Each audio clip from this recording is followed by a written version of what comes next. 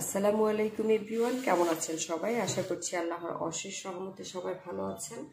আলহামদুলিল্লাহ, আপনাদের দোয়ায় আল্লাহর অশেষ রহমতে আমরাও ভালো আছি। আজকে আপনাদের সাথে আমি একদম ভিন্ন ধরনের একটা রেসিপি শেয়ার করব, আশা করছি আপনাদের ভালো লাগবে। আর আজকের রেসিপিটি হচ্ছে দোমাছা। দোমাছা আমি কেন বলেছি সেটা আপনাদেরকে বলি। আমি জানি না, হয়তো অনেকেই বলে থাকেন। আমরা বিশেষ করে এই ধরনের দুই ধরনের মাছ নিয়েছি আমি এখানে। এটা হচ্ছে শুটকি আর এটা হচ্ছে মাছ। এটাও মাছ, এটাও মাছ। এটা হচ্ছে শুটকি, আর শুকিয়ে শুটকি করা হয়, আর এটা হচ্ছে এমনিতে মাছ। এই জন্যই আমি নাম দিয়েছি দোমাছা। তো আমি আজকে এটা রান্না করব, আপনাদের সাথে শেয়ার করব। তাহলে রান্না শুরু করে দিই। আমি প্রথমে তেল দিয়ে নিচ্ছি। আমি তেলটাও একটু বেশি করে দিব। প্রথমে আমি দিয়ে দিব এই শুটকিগুলা। এটা একদম অনেক বড় শুটকি। তেল দিয়ে দিলাম। এখন দিয়ে দিচ্ছি পেঁয়াজ। কিছুটা পেঁয়াজ পরে দিব, এখানে অর্ধেকটা দিলাম। এরপর দিয়ে দিচ্ছি আমি শুটকি। এটা অনেক বড় শুটকি, কি শুটকি আমি ঠিক নাম জানি না। এটাকে কেটে একদম প্রায় 2-3 ঘন্টার মতো আমি গরম পানিতে ভিজিয়ে রেখেছিলাম। তারপর ওখান থেকে উঠিয়ে খুব সুন্দর করে ধুয়ে এখন রান্না করব।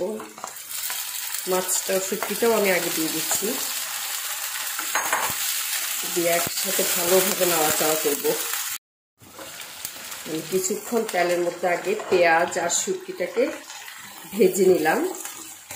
এখন আমি দিয়ে দিব, এখানে আমি 1 টেবিল চামচ রসুন, 1 চা চামচ আদা বাটা, আর পেঁয়াজ যেহেতু আমি অনেক কুচি পেঁয়াজ দিয়েছি, এই জন্য পেঁয়াজটাও আমি 1 টেবিল চামচের মতো নিয়েছি বাটা। এগুলো দিয়ে দিলাম।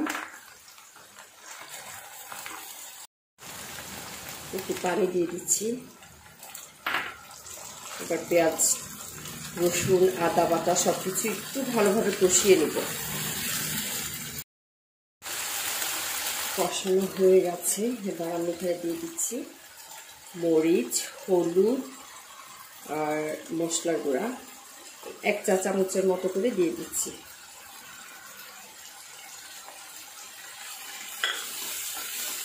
স্বাদ মতো লবণ দিয়ে দিব।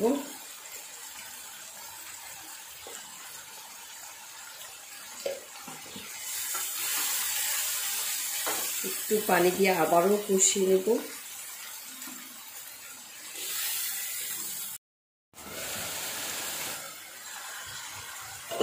এবার আমি দিয়ে দিব মাছ।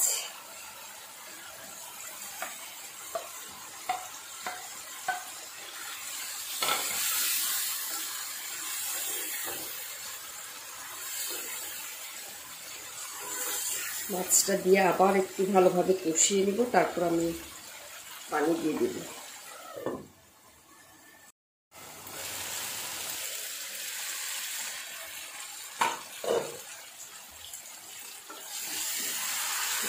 খুব সুন্দরভাবে ভালোভাবে কষিয়ে নিয়েছি। এখন আমি পানি দিয়ে দিব।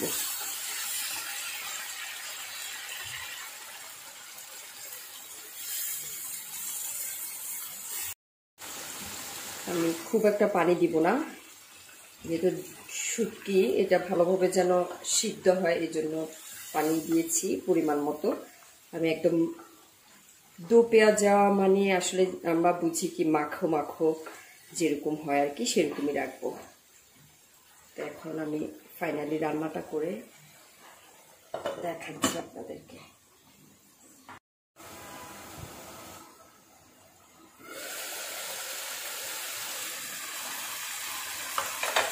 এখন আমি দিয়ে দিব টমেটো। আমি একটু বেশি করে টমেটো দিচ্ছি, আর বাকি পেঁয়াজটাও দিয়ে দিচ্ছি, কাঁচামরিচ দিয়ে দিচ্ছি।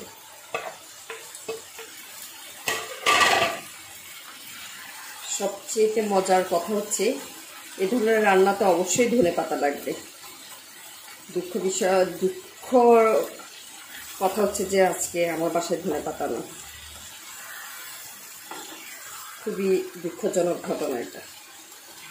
আমি এখন একদম ডিম আছে রেখে দিব, টমেটোটা গলে যাবে। আর আমি এরকমই রাখবো। ডিম আছে রেখে দিলে টমেটোটা একটু গলা গলা হয়ে যাবে, নামিয়ে ফেলবো।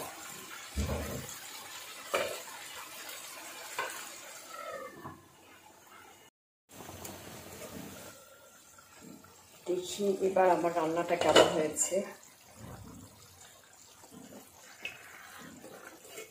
আমাদের বাঙালিদের আমার মনে হয় না যে শুটকি মাছ পছন্দ করে না এমন মানুষ আসলে খুবই কম আছে। তো আমার তো খুবই প্রিয়।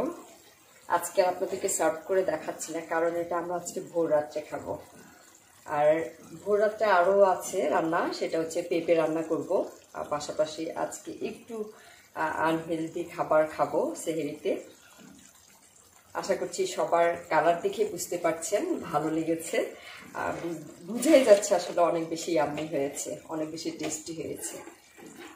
আমি তো কালার দেখে বুঝতে পারছি, সামনাসামনি দেখে তো আরও বেশি বেশি ইয়াম্মি লাগছে, ফ্লেভারটা তো অসাধারণ। তো সবার যদি ভালো লেগে থাকে তাহলে অবশ্যই আমাকে লাইক করে কমেন্টস করে জানিয়ে দিবেন। আর কে কে শুটকি পছন্দ করেন সেটাও অবশ্যই আমাকে জানাবেন কমেন্টস করে। তাহলে আজকে ভিডিওটা আমি এখানে শেষ করব। সবাই ভালো থাকবেন, সুস্থ থাকবেন, নিরাপদে থাকবেন। আর আমার চ্যানেলটা সাবস্ক্রাইব করে দিবেন, পাশে থাকা ছোট্ট বেল আইকনটি অন করে দিবেন। এতে করে আমি যখনই নতুন ভিডিও ছাড়বো পৌঁছে যাবে আপনাদের কাছে নোটিফিকেশন। তাহলে আজকে এখানে বিদায় নিচ্ছি। আল্লাহ হাফেজ।